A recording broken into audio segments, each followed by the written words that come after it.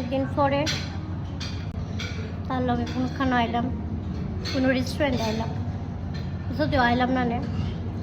Actually আমরা বেরিয়েছিলাম কাজে। কাজ বলতে আমরা মাস্টার বাড়ি আসলো 1-2 হের বাবার ডেথ সার্টিফিকেট জিবির থেকে রিসিভ করছে আজকে, তো জিবি আসলাম। তো দুপুরবেলা প্রচণ্ড ক্ষুধা লাগছে আমার, কারণ আমি তো ফুডি প্লাস ভুকি থাকি সবসময়, ক্ষুধা লেগে থাকে কোনোখানে গেলে। তো এদিকে একটা রেস্টুরেন্ট স্টিমিং মাগ, তো এটা খাইছি। আর আমার favourite white sauce pasta order করছি, তো এটি খাইলাম। আবার ওখানে অনেকে কমেন্ট করতে আয় পড়বো 2 দিন হয়েছে না বাবা মসে রেস্টুরেন্টে গিয়ে খাইতেছি। ক্ষুধা লাগলে ভাই খাইতে লাগবো, ক্ষুধা লাগলে আর বাইরে ক্ষুধা লাগলে বাইরে এলে ক্ষুধা লাগলে রেস্টুরেন্টে খাইতে লাগবো। তো এটাই।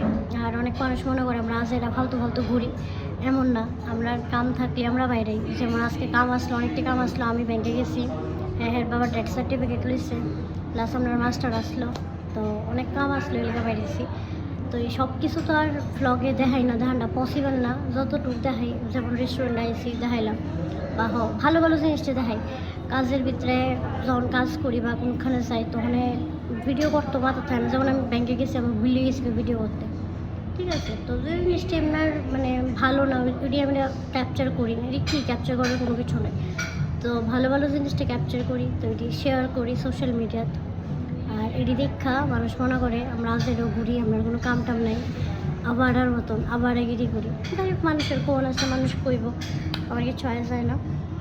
তো চলো খাওয়াটা শেষ করি, কারণ এরপরে বাইর যেতে হইব, কারণ সন্ধ্যায় বাইর যাওয়ান করা ভালো।